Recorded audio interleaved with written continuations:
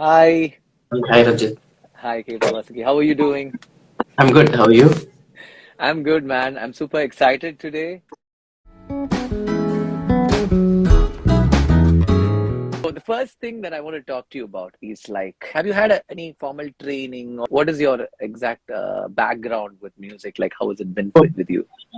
it's very interesting. So every time I work, so one of the most challenging things for me when I Mm-hmm. started at least Mm-hmm. was to communicate with musicians Okay. because they come from a very different headspace.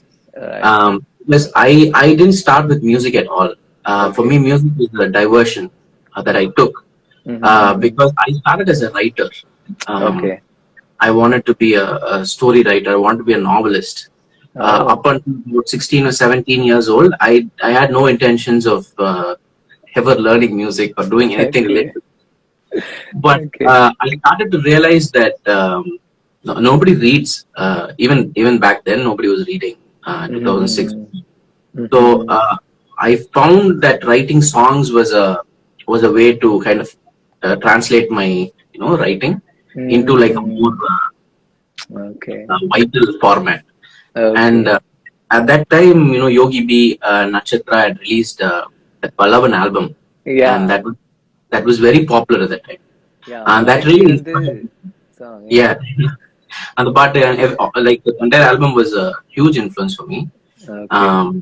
So I thought, what, we should try to write our own songs. And I had a guitar. I went for guitar classes when I was in school. I went for guitar classes for like a month Okay. or two. Okay. I learned the basic open chords and Okay. like the major bar chord, and that's it. After Okay. that, I didn't go, like, didn't do anything. And my ear training was really bad. So when I started singing first, I just be completely off pitch. Mm-hmm. Um, even now, like like very Carnatic based melodies, like very intricate. Mm-hmm. I find them very hard to sing. Mm-hmm. But yeah, like I kind of I kind of figured out how to sing my own songs, and that's pretty much what I can sing. So, um, I that, must tell you that you are really one of the most soulful singers that I've heard. In fact, I was actually watching your TED talk and your performance that you gave. I think it was so soulful and so easily you sing. Of course, I understand it's your own compositions, it's your own words, your own ideas, and I think they just find a very unique way, of expression, when you do that, because you totally own it, of sorts. But it's so beautiful to hear you sing, and so casually you sing them, even your terrace jams and stuff that I watch. I think you really move beyond that very limited spectrum of music, and you go into that larger space of expression. That's what yeah, I've observed, and it's so beautiful. thank you.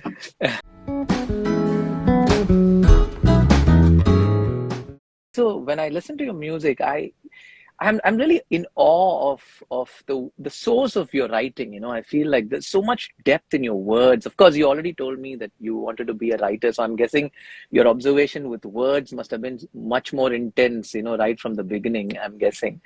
But I also find them to be very bold and very real. Sometimes when you talk in your songs, when you talk about, in a way, you talk about the ego, like how you just literally put everything into words, like, the entire emotion that goes through your head. I feel like you just find the perfect words, and it's just right blatantly out there, and so much of it's so real, and I feel those ideas and experiences, you have a way of translating it into art. So what is your method? Like, how did you really go about this, and get into this space? Um, it's very hard for me to explain this, but I think the closest kind of thing that I can say is there's a Frank Turner song. Mm-hmm. Um, I forgot the name of the song, but there's a line in that song. He says, "I'm just making bonfires of my vanities and doubts, just like everybody else." Wow. So I kind of relate to that. Like, I kind of feel like that's what I'm doing. Um, Mm-hmm. it's just that, like when you write, or when you have that habit of writing, um, you most of the things you write are going to end up being like garbage. But once in a Mm-hmm. while, you do write like some things that you yourself feel like, okay, this is an honest expression of who I am or what I feel.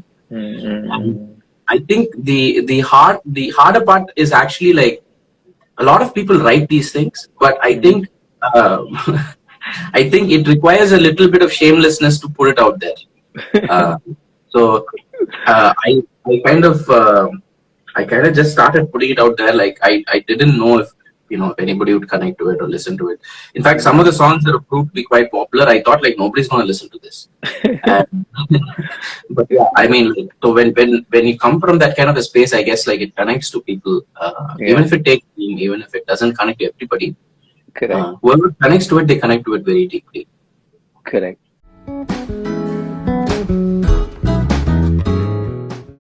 I also love the ease of like the words that you use. I mean, they're so powerful. It's like, frankly, I'll tell you, when I listen to your songs, I never knew that certain words could be so relatable, so simple, and so powerful at the same time. I think the writing wise, and even the music part of it. Like I feel the flow that you bring into that whole expression. The words, of course, I understand the strength of the words, but so naturally you seem. So so how do you do it? Like you write, I'm guessing you write the lyrics first, and then you come up with an app tune for it, you jam with the guitar and come with the tune for it, or is it like you already have a tune first and then you write something for? How does the process work for you? So generally, like when I'm thinking of like for me, melodies are. I mean, I think most of music boils down to rhythm. Right. In the sense that even if you have like a one note melody, if the meter and the flow is good, that's basically what rap is, right? It doesn't have a tone. But if the words and the rhythm of like how you say them, the meaning and the intention comes through in that. Right. The melody is just there to like add another layer to it. A layer to it. That's how I approach it. So for me, like it's when I started, it was very much like trying to find like a chord loop on the guitar, like a 3-chord, 4-chord loop. Okay. And then I would just like kind of sing and write at the same time. There was no process of writing, and even now when I work in films, I find it very difficult to write to a given tune. Okay. I require like sometimes some tunes are quite easy; it's very easy to understand. But when the melody is more complex, I really eat the music director's brain to kind of understand the meter, and it's a little challenging for me. I'm still learning that because like I feel like if you don't have that perfect marriage of words and melody and meter, then like for the singer, even when another singer comes in to sing that song, they have to feel it also, right? Correct. So when all of these things get married together, that's when like a song works properly. So correct. I mean that's how it was like initially. Nowadays I try different kinds of processes because like I'm still I'm trying to find like I feel like the last few years I've kind of outgrown my old sound, but I haven't found a new sound yet. Okay. So I'm in that like the middle weird awkward zone now.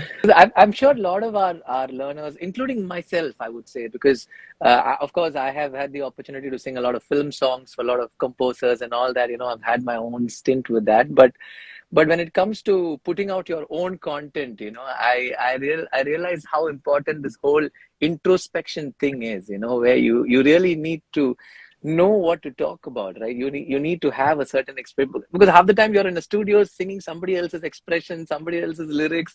You're just feeling with the story and just having fun with it, and the composers like it, then it stays, and it's a completely different ball game altogether. But today, when this whole thing comes by, that's when I find like so much respect for somebody like you, for whom this is such a natural thing. It's like such a natural gift that you have, that the words and the tune just flow in a way, because your expression, you found that voice, and you found that inner expression in you.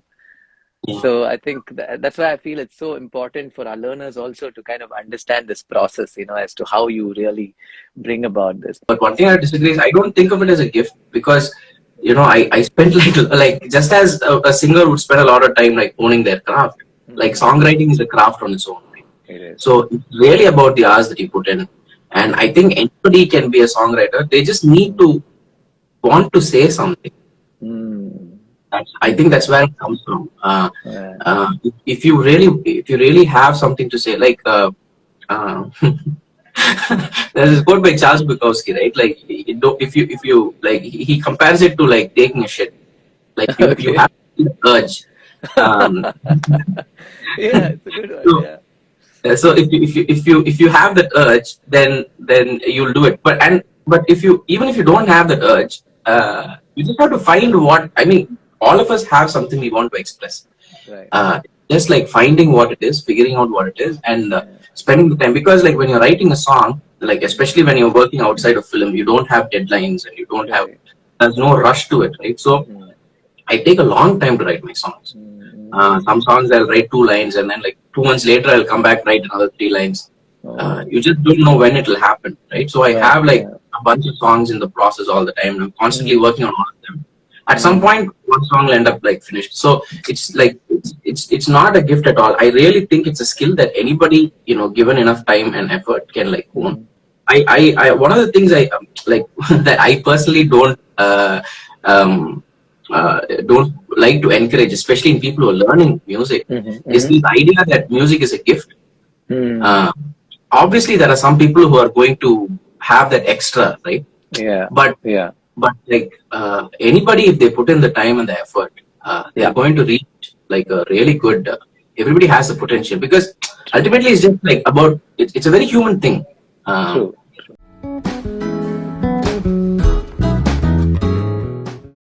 Have you ever felt like you've had this kind of a block, or have you ever found? Of course, you did say that you take your own time to do it, but have there been times when you have had this kind of a deadline or something in your head that you want to come up with something creative, but it's not happened? Have you ever had that constipated feel in that sense? Yeah. That happens all the time. I think for everybody it happens. But and what do you do then? You just keep working and you hope that like it sorts itself out, right? Because I don't know, like now I've spent like 10 years like honing these skills. Like even if I feel like, okay, I can't do this anymore, like what am I gonna do? Like so there's nothing else I can do in life, so I'll have to start from scratch on something else. So I think I might as well stick with it, see what happens. So that's kind of tell myself when I'm in that space. And also with music, it's if you're stuck writing, you can go and like do some production stuff. When I'm completely stuck and I'm like feeling like no inspiration at all, I don't try to force myself. I just sit and try to make like weird sounds on like synthesizers and stuff like that. Okay. Lovely, or I try to practice guitar, like something. There's always like something to learn, and there's always new artists. Once in a while, like somebody will come up who'll just like knock your socks off, right? Whose like level of skill and like where they're performing at will be so, and then you'll feel like, oh my god, like I'll be forgotten if I don't like put in more effort. So that is also like necessary sometimes.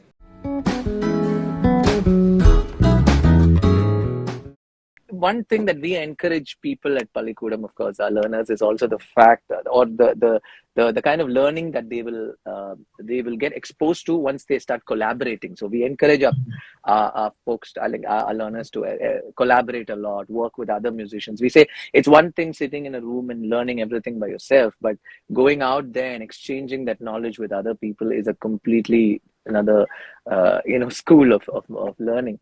So now, especially, I see your collaborations with people like Praveen Mani, who I'm a huge fan of, and of course, Kurangan itself is like a collaborative experience for you. So tell us something about what that has really helped, how it's helped you, or what kind of an experience you've had out of it. So when I started, like I really didn't know anything about music production. Like in fact, I didn't even know that the word for it was music production. Okay. Right? So I had like a guitar and I was writing songs. But how do I, like I wanted to record it. Like I thought, okay, I need to find an arranger. And I was trying to find like different people. I wanted to put a band together, like a rock band together. That's like the initial goal. And after I came to Chennai, I tried like jamming with like a bunch of different musicians, and we didn't vibe. Like either they didn't get what I was doing, or I didn't kind of like vibe with what they were how they were approaching my songs in terms of like adding layers and stuff like that. So eventually I found the right collaborators. Was able to put that band together. It kind of happened like after a point, kind of happened organically. That's how Kurangan came together. And like with Kurangan, like I was doing like all of the songwriting, and I would have like the basic song structure, everything ready. Okay. But every musician, they brought in their own thing, right? Edma was like handling music production, so he would pitch in with arrangements and like reharmonize certain things. Nice. But like Sahib has like a unique way of playing guitar. Like when you hear like something Sahib's played, I can tell, okay, this is Sahib playing. Because like so long we've jammed, and like so much of his work I've heard, I kind of understand. I mean, it probably goes both ways, right? So, but I kind of know what Sahib might do. I have a feeling for what he might do, and it's same with like Krishna drummer or Soundar who used to play percussions with us, or Jema who used to play keys. I kind of understand how these musicians would approach, like within that context that I bring up to them, how they would approach. It's a very close relationship. Like when you're working in a band, right? It's very it takes a lot of effort and time, and everybody's creative energies are being poured into it. True. Whereas with working with somebody like Praveen, for example, who's like a producer, like Praveen Mani is like, I mean, he's a beast. That's the only word, because every day, even today, every day he'll sit and he'll make like 2 or 3 tracks, and he's constantly working with different people on different projects. So it's very inspiring to see his work ethic even today, and that is also like with him, like he's very open, and it's a very collaborative process. So I might take like a couple of lines to him and say like, hey, like I have this, can we try something with this? And then he'll like find something to, he'll give me like a groove to kind of jam on. And he'll keep throwing ideas at me. Like Bhumi Martha, for example, is like, that's my favorite track that we collaborated on. Okay. He had that beat. He was showing me like a bunch of beats. We were just like in a studio. And that beat, like the minute I heard it, I was like, okay, this is amazing. This is like a next level beat. So I was going in a very different direction. He said like, wait, like let's try something like this. And the reference he gave me was actually like dum dum, and he was like, let's try something more. I was going for a more aggressive kind of delivery, but he was like, let's try to soften that a little bit. Let's try to make it more. So his approach was very nice. It was like a contrast to the beat, kind of. And from that we kind of evolved that song, and that like for me, like that's one of my favorite songs that I've ever done. So that was a great experience working with him on that. And then we took a break. We wrote like one section. We took a break. Like I went home. A few days later, I wrote the rest of the track. And then I came and recorded it. So, but it goes either way with it. Like some other times, I'll have like a song. I won't even have like a guitar chords or anything. I just have like the melody and the words. Okay. And he'll be like, okay, just sing it. And then I'll sing it, and then like like we'll pitch correct it a little bit to find out what the melody is. Okay. And then I'll sing it again properly. Okay. And after that, use it. We've done some songs like that as well. So it's very collaborative with him. I feel because he's also like, there's so much more experience, and he's been in the journey for a much longer time. Just being within the studio is like a learning experience. Exactly.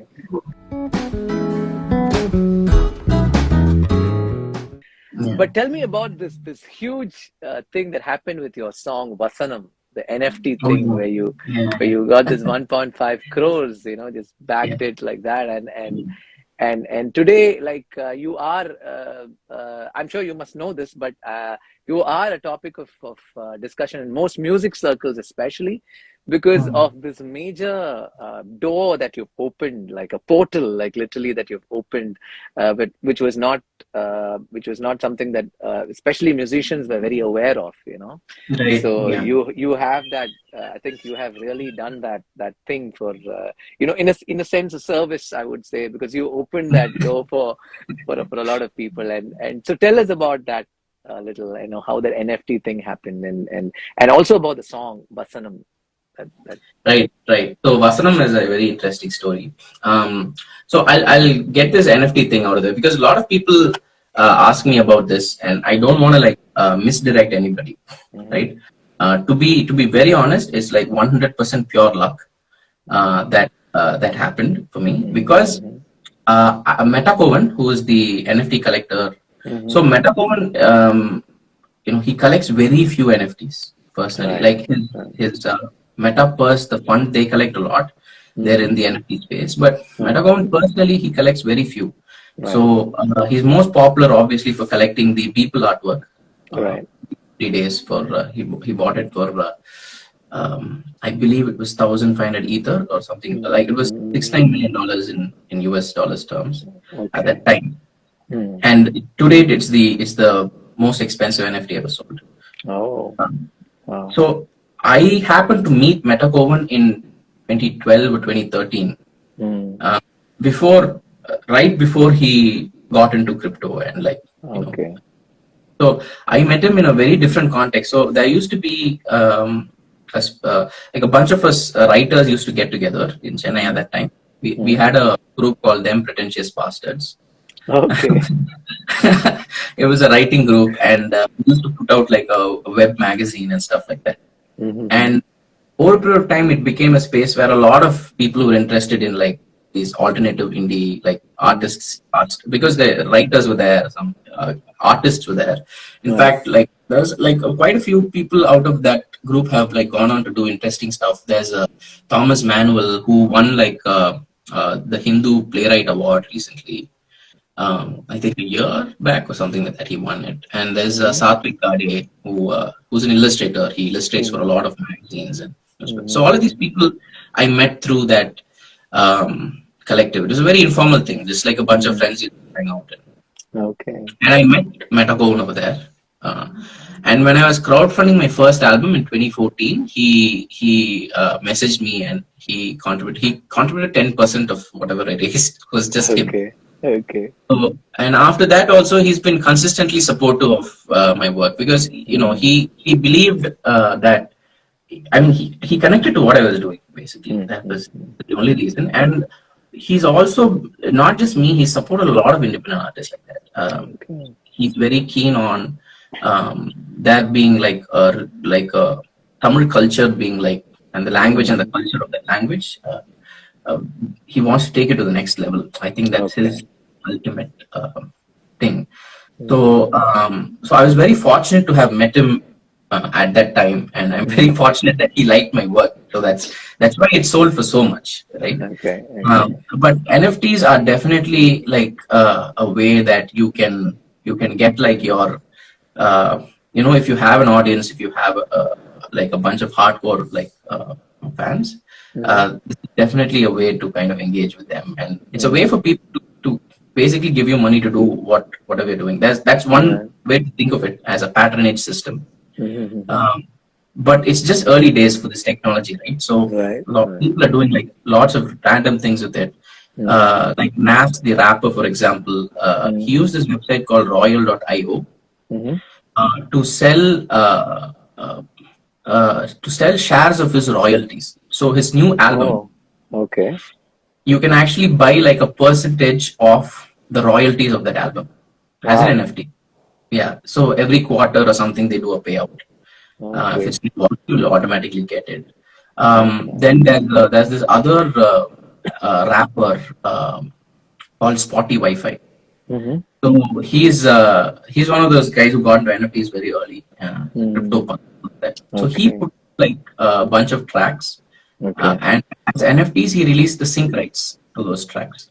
Oh, yeah, and sync rights are something very they're becoming increasingly like common in our industry as well, in Chennai as well.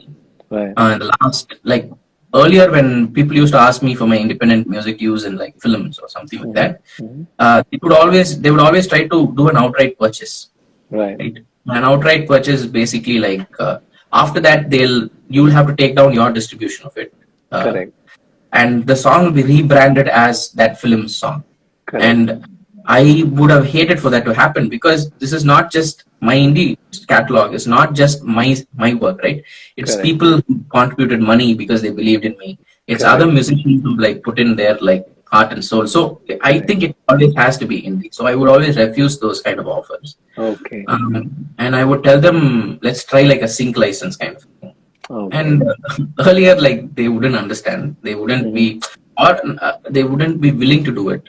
Okay. But now with like all these OTTs coming in and everything, they're very happy to do it. They recently director Nalan Kumarasamy used one of my songs in like an anthology that he did. Okay. There's another Richard Anthony. He used one of my songs in those short films as well. So the legal things for that are like people are becoming more aware, and I feel like that's like something, that's a space that NFTs can in the future, that might be a thing. And also like like performance royalties, like something that IPRS collects for you, those kind of things can be automated with NFTs. So I mean, there's a lot of possibilities with this tech, and I think that I've always tried to be like, I did a crowdfunding. I was one of the first artists to do a crowdfunding in Tamil Nadu. So I always try to like use these tools to Right. You're a very techie person, I can see, like staying ahead of the game. No, I just happen to be friends with a lot of these people who see ahead. So I'm not very smart. I just know how to follow smart people. So, well, that's really smart, I would say. That's smarter than being smart. Yeah, so I've just been lucky with that. Yeah, Okay. that's honestly. I mean, I kind of knew that Metakovan would buy my NFT, but honestly, I didn't know that he would buy it for this much of a sum, right? Okay. That was the largeness of his heart, and how much he believed in what I was doing.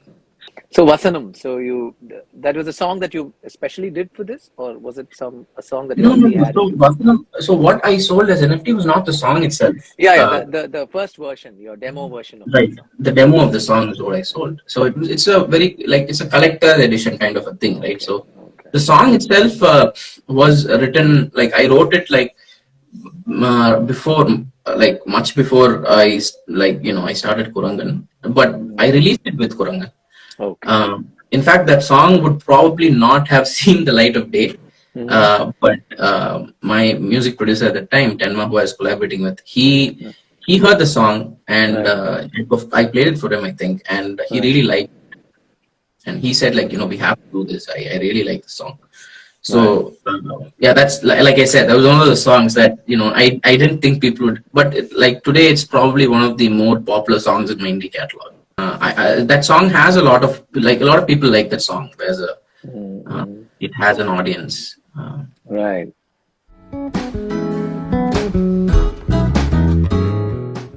So what are the plans for the future, Kaber? I'm sure like the metaverse and all is coming in, and I'm sure like I'm sure you must be one of the first people geared up for all that now. Now, having had this conversation with you and kind of figuring out what kind of a person you are, especially with regard to technology, I'm not surprised. What are your plans for metaverse that's coming in, and for the future in general? I don't. So one of the things is, like, with the metaverse, I haven't really figured it out yet, because it's very new and it's like constantly evolving. Yeah. So I myself haven't like really figured out where to go, what to do, because there's I'm just like learning about it as of now. Right. Just now and then I spend some time like figuring this out. Within the NFT space itself, there's like a lot of interesting projects. So I'm trying to find AI music composition tools. Music like composing tools that use like machine learning and artificial intelligence. So that's like something where a lot of work is happening right now. Okay. I'm huge, like I love synthesizers and I love synthesis. Right. So I've been like just learning about these things. That's like very interesting. Lovely. The metaverse itself, like I haven't really spent that much time with it. After this NFT sale, I've just like kind of been in a very different space.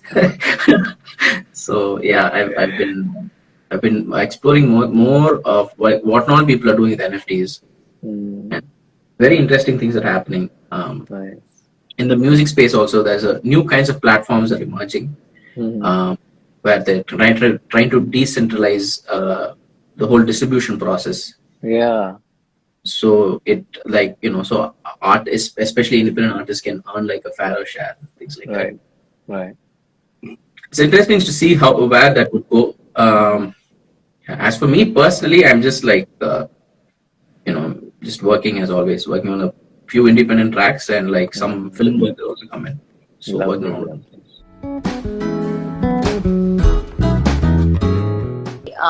I love your artwork, in your posters, in your music videos.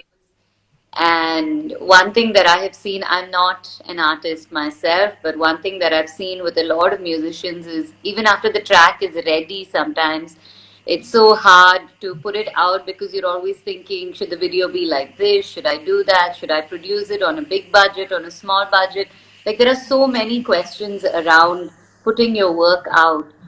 And one thing that really stands out to me with your work is I love the kind of art that you bring and you put along with your music. So how did that happen? Do you collaborate? Is it entirely your vision for the song, or do you just work with people who bring out that vision for you? How does it work? Yeah. I generally believe in doing as little work as I can. So I find like people who like very talented artists, and I tell them, boss, please do something for the song. That's the process. And then like maybe like once in a way I'll have some like feedback to give them, but most of the time, like whether it's my posters or my videos or whatever it is, all of the artwork is the artists. Even like some of the videos, like it's the director's call. Like I tell them what the song is about, and I make sure to ask them if they like the track first, because if they don't like it, then it's ill. But and I always try to find like other people who are in the same boat as me, which is that they're indie and they may be really skilled and really like good at what they're doing, but they may not have had the right platform or the opportunities yet. So I try to identify people like that. I think a lot of musicians, like one of the things that I myself feel is that, and this is if you talk to people within record labels now, they'll tell you this, like making the music is the easy part, actually, of the whole process. Like putting it out there and making like an interesting video, or like getting people to listen to it is a different level. Bigger game. Yeah. That's really, I mean, all of art markets, the game is always distribution. It's not the art itself.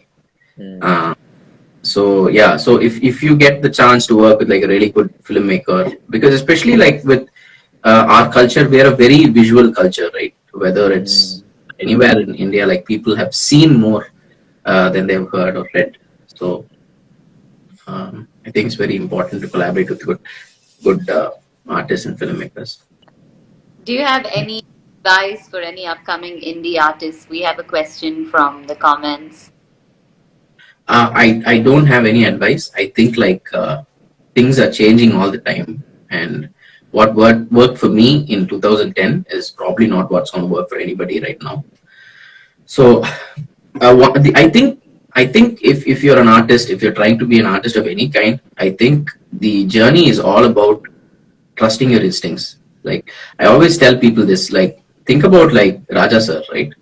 Raja sir's like work, he's done like thousands of songs, right? Yeah. And he's done them in like a span of like 30, 40 years or something like that. So if you actually take the number of songs he's done and you divide it by the number of days of that he's been active as a music director, you will get like the average number of songs a day. And that's not like one or two, it's probably like 3 or 4, right? So if you're doing, and like there's also like background score and all of these things. So if you're doing that quantity of work, that means that you should have, there is no hesitation between thought and like action, right? So when he sits, he says, okay, I'm going to compose for this film. Whatever he composes then, and then based on the feedback of the director and the lyricist and all of that, and whatever evolves then, that's the song. Yeah. So you need to have, it's about having the trust in your own instincts, I think.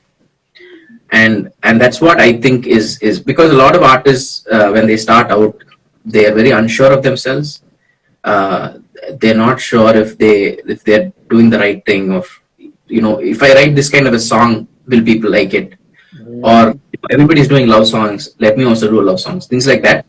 I think that's a good way to make a product, I guess. But if you're trying to like because like when I always think, like, when I'm writing a song, it should be something that people don't know that they want, right? It should be something that people don't know that they'll enjoy until they have it, and then they like it, Right, so right. you have to like kind of surprise them. So for that, you have to kind of like trust your own instincts and do what you think is right. Thank you, Kaber. Thank you so much for being here, and wishing you all the very best with everything. PaatuClass.